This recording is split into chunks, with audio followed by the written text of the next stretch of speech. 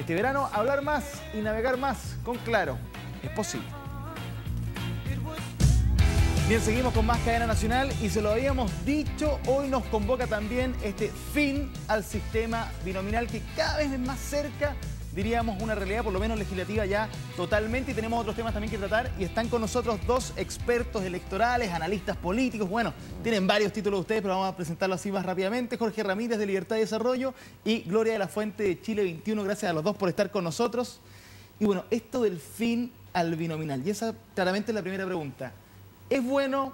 ¿Es malo el proyecto que tenemos? ¿Es mejor? ¿Es peor? ¿Cuáles son las reales virtudes que de repente es lo un poquito que están en contra? Conversémoslo. Gloria, primero, buenas noches. Muy buenas noches, gracias Francesco por la invitación. Yo creo que de todas maneras es una buena noticia. O sea, si ahí había una aspiración importante desde que recuperamos la democracia en Chile en el año 90, era justamente terminar con uno de los enclaves autoritarios más relevantes que generaba una serie de distorsiones, entre otras, por supuesto, la sobrerepresentación de un sector minoritario del electorado, o más bien de las fuerzas políticas.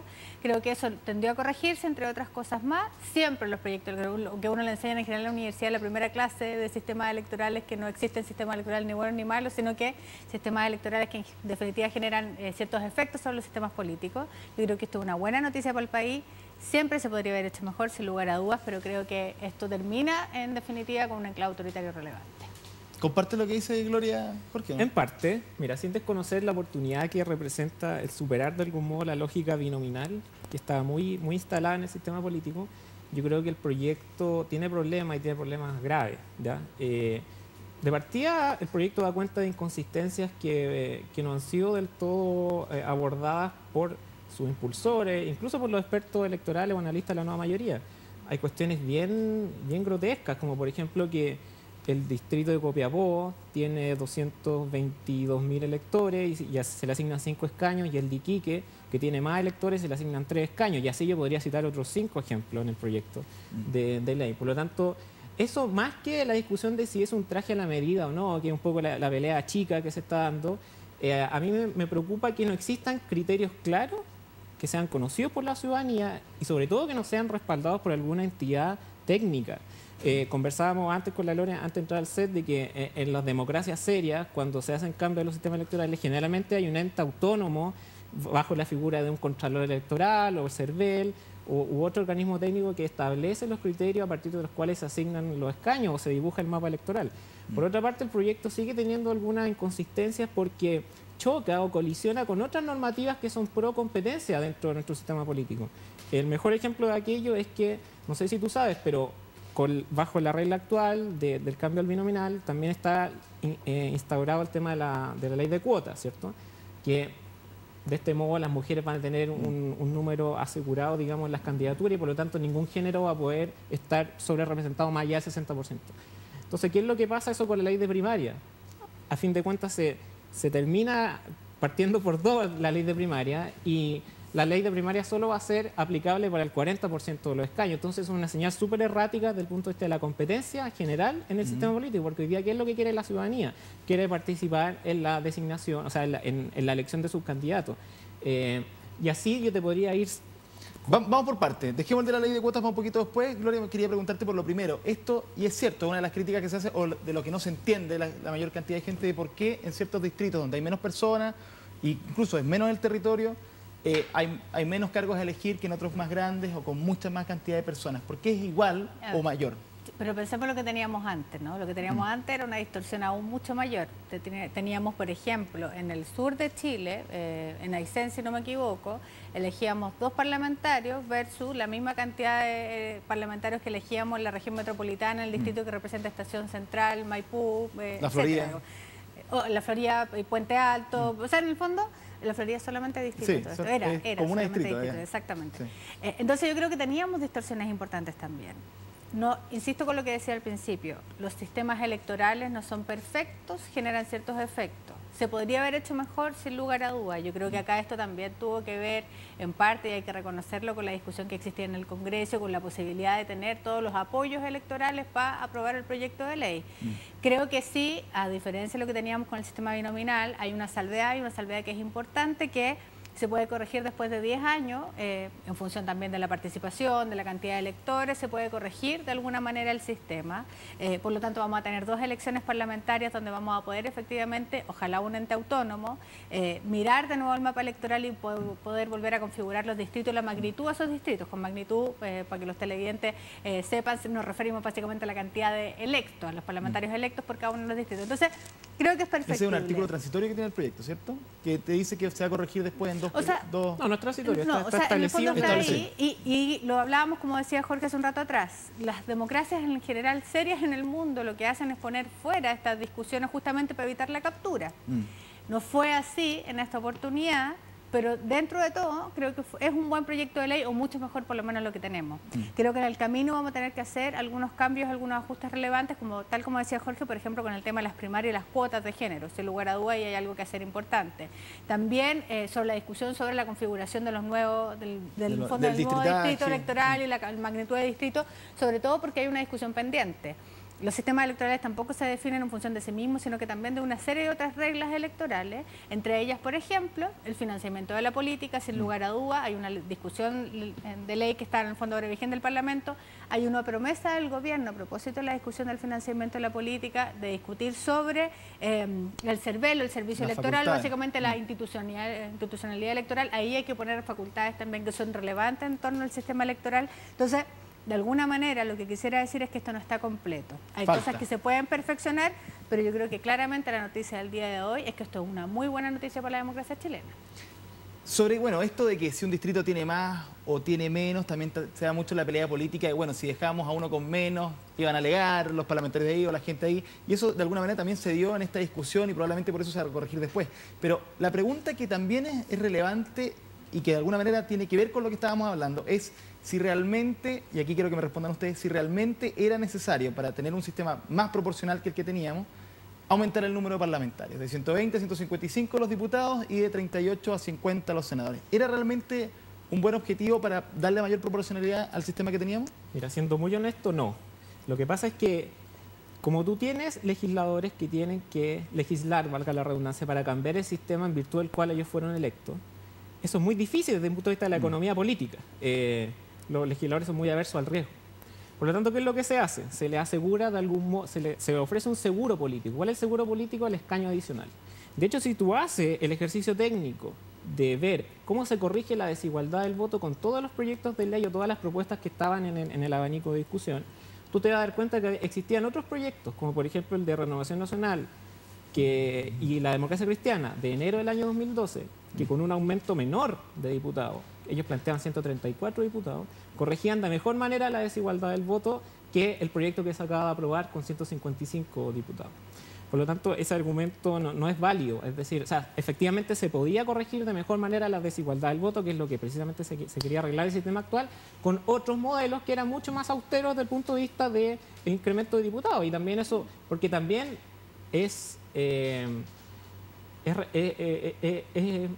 no está del todo claro esta discusión que se ha planteado del costo de la reforma.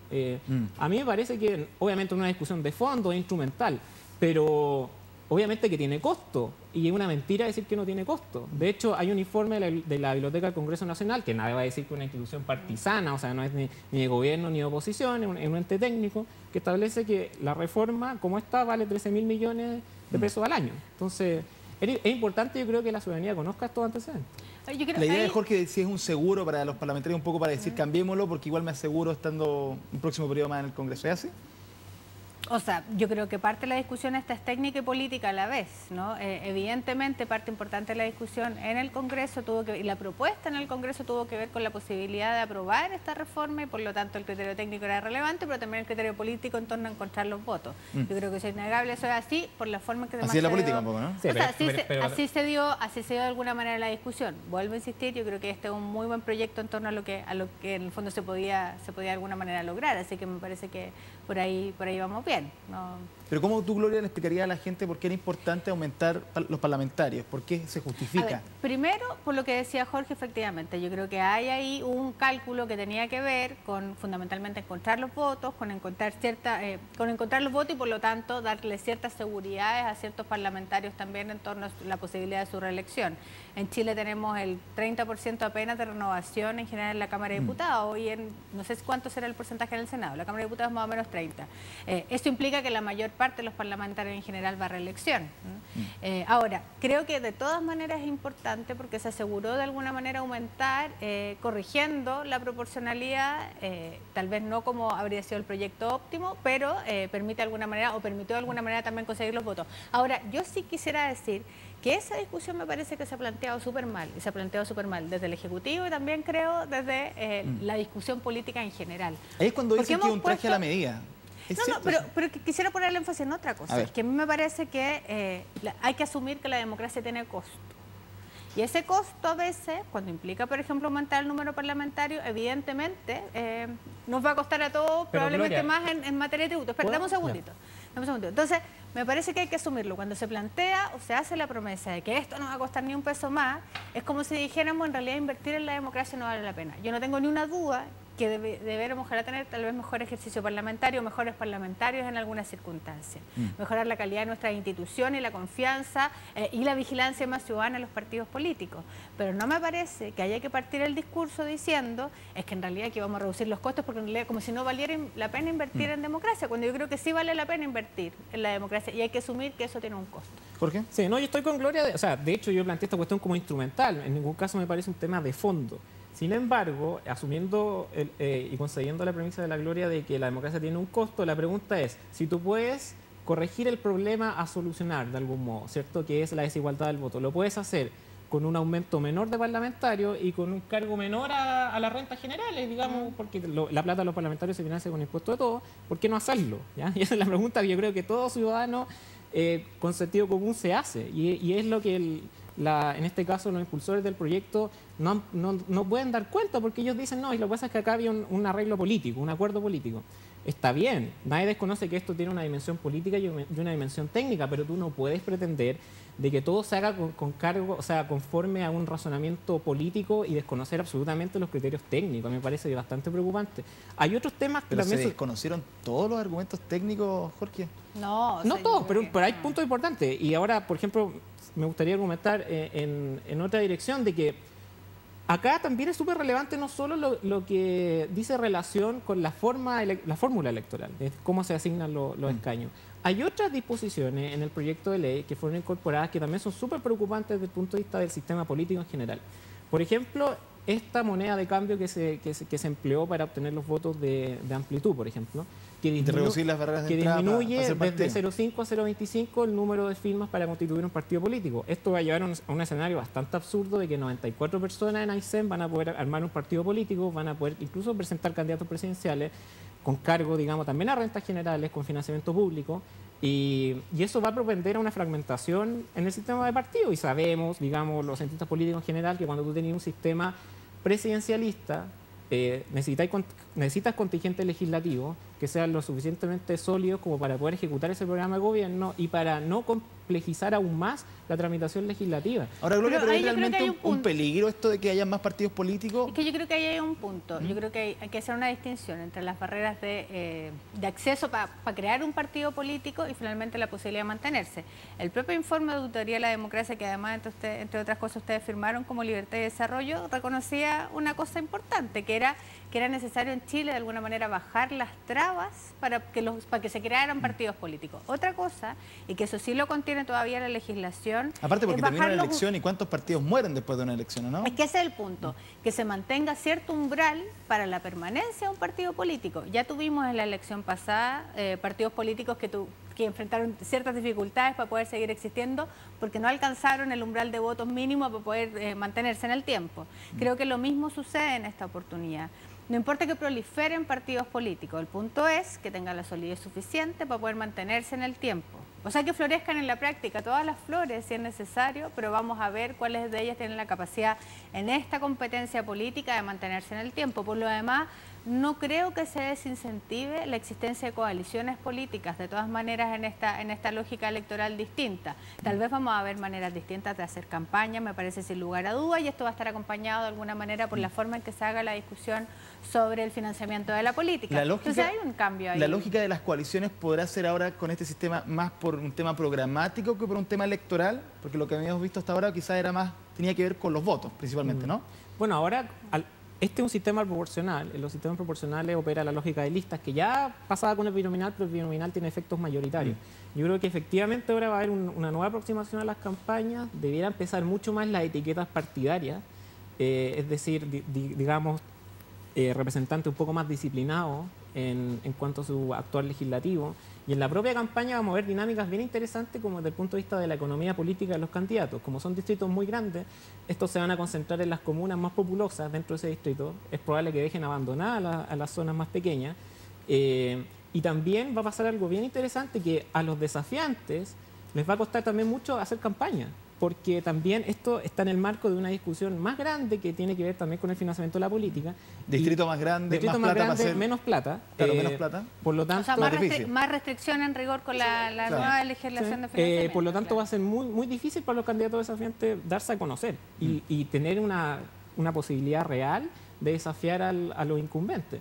De hecho, yo calificaría esta reforma como muy pro incumbente. O sea, yo te aseguraría que de los parlamentarios que hoy votaron la reforma, más del 90% va a ser reelecto bajo la nueva regulación. ¿Faltó definir el límite de la reelección, Gloria? Yo creo que eso es un tema pendiente todavía en Chile, sin lugar a dudas. Ha sido difícil, de hecho, los propios parlamentarios en ocasiones anteriores no han dado el quórum para poder discutir esta reforma, pero yo creo que sin lugar a dudas es necesario pensar en la renovación de la política y eso implica necesariamente limitar de alguna manera un poco la solución a los problemas que estábamos conversando, ¿no? A un par de periodos. Entre otras cosas, creo que tal vez el nuevo sistema electoral va a ser menos perverso que lo que era el binominal, pero hoy en día el fenómeno que uno tiene es de caudillos en ciertos distritos que son básicamente dueños de ese electorado. El partido político ahí tiene poco que ver y creo que este sistema podría tender de alguna manera a corregir eso, ojalá, digamos, ¿no?